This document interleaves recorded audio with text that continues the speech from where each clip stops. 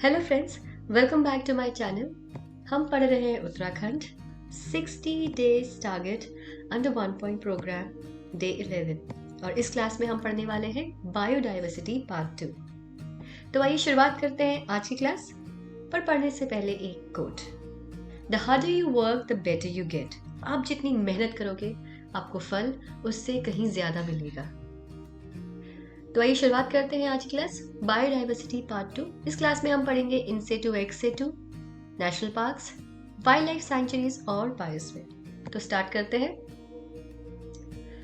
Uttarakhand is known for its rich flora and fauna. The state has variety of natural beauty to experience the various exquisite natural landscape which are conserved and are monitored to uplift the conditions and provide better arrangements and facilities. तो आपको पता ही है उत्तराखंड अपने culture के साथ साथ प्राकृतिक सुंदरता के लिए भी प्रसिद्ध है। यहाँ कई विशेष प्रकार के पौधे, वनस्पति तथा जीव प्राणी पाए जाते हैं। इन्हें कंजर्व करने के लिए नेशनल पार्क्स, जू और बायोस्फीयर रिजर्व्स बनाए गए हैं। इस क्लास में हम इन्हीं के बारे में पढ़ेंगे। तो आइए स्टार्ट करते हैं इन सेटू से। In situ is a Latin word which means on site or in position.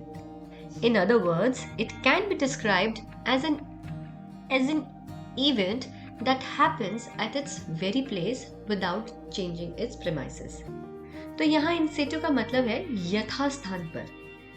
जो in situ मेथड है उसमें क्या होता है कि पक्षी और प्राणी अपने मूल अथवा प्राकृतिक स्थिति में ही कंजर्व किए जाते हैं, उनका संरक्षण किया जाता है। आप इनको एग्जाम्पल्स के साथ समझो, जैसे कि नेशनल पार्क्स हैं, वाइल्ड लाइफ सैंक्चुरीज हैं और बायोस्फीयर रिजर्व्स हैं। यहाँ जितने भी पक्षी प्राणी हैं अपने मूल प्राकृतिक रूप में हैं, प्राकृतिक स्थिति में हैं और इनका संरक्षण किया जा रहा है। फिर आता है x सेटू। Ex situ refers to the conservation done off-site where humans have control over their habitat and can modify and manage accordingly. तो ex situ का मतलब है गैर स्थानिक संरक्षण विधि। इसमें क्या होता है कि वनस्पति या कोई भी प्राणी हो, उनका मूल वातावरण से उनको अलग कर दिया जाता है और दूसरे स्थान पर संरक्षित किया जाता है। जैसे कि एग्जाम्पल के साथ आप समझोगे जू।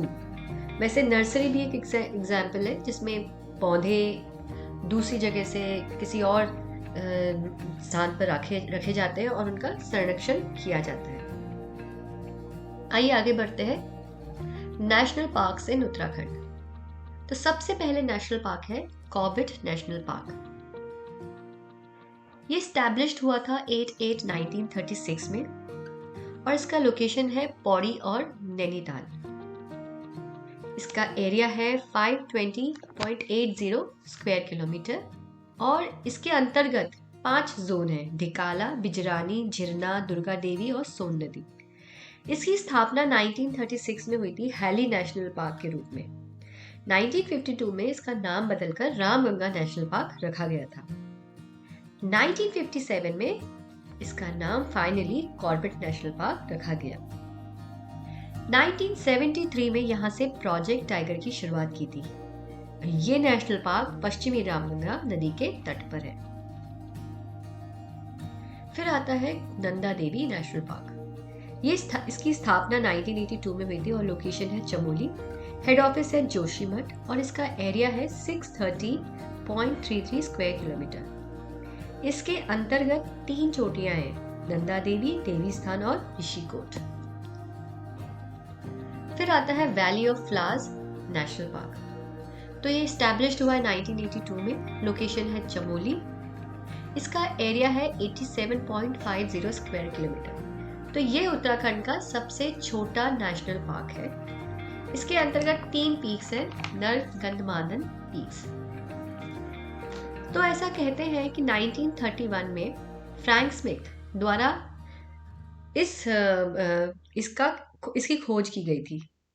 1931 में कामेट पर्वत पर आरोहण चढ़ने के दौरान फ्रैंक स्मिथ ने इसकी खोज की और 1947 ने अपनी प्रकाशित पुस्तक वैली ऑफ फ्लावर्स में इसका विवरण दिया है।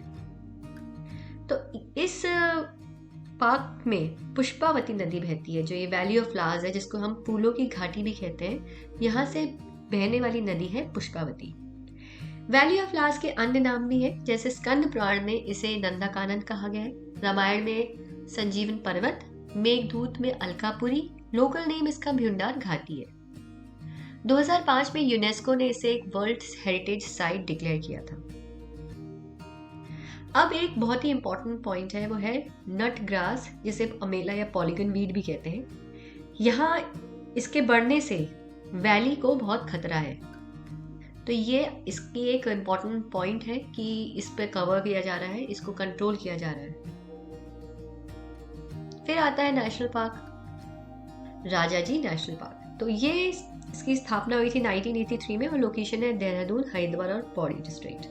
इसका एरिया है 820.40 स्क्वायर किलोमीटर। इसका नाम भारत के अंतिम गवर्नर जनरल चक्रवर्ती राजागोपालाचारी के नाम पर रखा गया था। 31/4/2015 को यह उत्तराखंड का दूसरा व भारत का 48 नंबर का टाइगर रिजर्व घोषित हुआ है। बाघों के अतिरिक्त यह हाथियों को भी संरक्षण देता है, ये इसके लिए भी फेमस है। केवल बाघ ही नहीं है, हाथी भी पाए जाते हैं।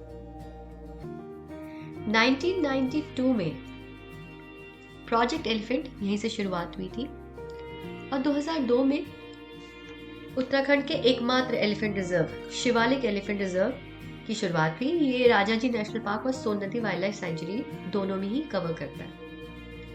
फिर आता है गंगोत्री नेशनल पार्क, जिसकी स्थापना हुई थी 1989 में और लोकेशन है उत्तरकाशी। इसका एरिया है 2390 स्क्वायर किलोमीटर, तो ये सबसे बड़ा नेशनल पार्क है उत्तराखंड का। इसके बाद आता है गोविंद नेशनल पार्क।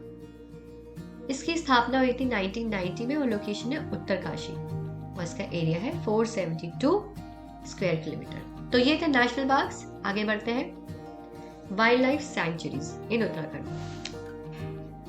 तो उत्तराखंड में कई सारी वाइल्ड लाइफ सेंचुरीज हैं, जैसे गोविंद वाइल्ड लाइफ सेंचुरी सबसे पहली है, 1955 में स्थापना हुई थी, लोकेशन है उत्तरकाशी और इसका एरिया है 485.89 स्क्वायर किलोमीटर। इसके बाद है केदारनाथ वाइल्ड लाइफ सेंचुरी, जो 1972 में स्थापना हुई थी, चमोली और रुद्रप्रयाग में, 975.20 स्क्वायर किलोमीटर है। तो ये उत्तराखंड का सबसे बड़ा वाइल्ड लाइफ सेंचुरी है, केदारनाथ वाइल्ड लाइफ सेंचुरी। इसके बाद आता है अस्कोट वाइल्ड लाइफ सेंचुरी, जो 1986 में स्टैब्लिश हुआ है पिथौरागढ़ में, 599.93 स्क्वायर किलोमीटर इसका एरिया है। फिर आता है सोन नदी वाइल्ड लाइफ सेंचुरी, 1987 में स्टैब्लिश्ड हुई है पौड़ी में और 301.18 स्क्वायर किलोमीटर इसका एरिया है। इसके बाद देखें तो बिनसर वाइल्ड लाइफ सेंचुरी, जो 1988 में इसकी स्टैब्लिशमेंट हुई है, अल्मोड़ा में हुआ है और 47.07 स्क्वायर किलोमीटर इसका एरिया है। मसूरी वाइल्ड लाइफ सेंचुरी 1993 में स्टैब्लिश हुई है देहरादून में, जिसका टोटल एरिया है 110.82 स्क्वायर किलोमीटर। तो ये उत्तराखंड की सबसे छोटी वाइल्ड लाइफ सेंचुरी है, मसूरी वाइल्ड लाइफ सेंचुरी। फिर आती है नंदौर वाइल्ड लाइफ सेंचुरी, 2012 में स्टैब्लिश हुई है नैनीताल और चंपावत जिले में। इसका एरिया है 269.95 स्क्वायर किलोमीटर। तो ये आपको पता चल गया सबसे बड़ा और सबसे छोटा वाइल्ड लाइफ सेंचुरी कौन है। सबसे बड़ी wild life sanctuary Kedarnath wild life sanctuary.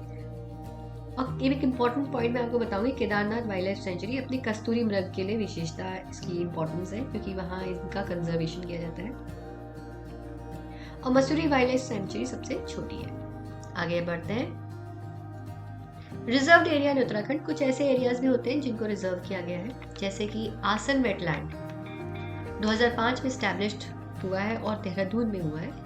ये बेसिकली इम्पॉर्टेंट है कि इसका संबंध है साइबेरियन बर्ड से और इसको रामसर साइट भी घोषित किया गया है 2020 में। फिर आता है झिलमिल, जो 2005 में स्टैब्लिश्ड हुआ है हरिद्वार में और इसका संबंध है रेनडियर से, बारहसिंघा से।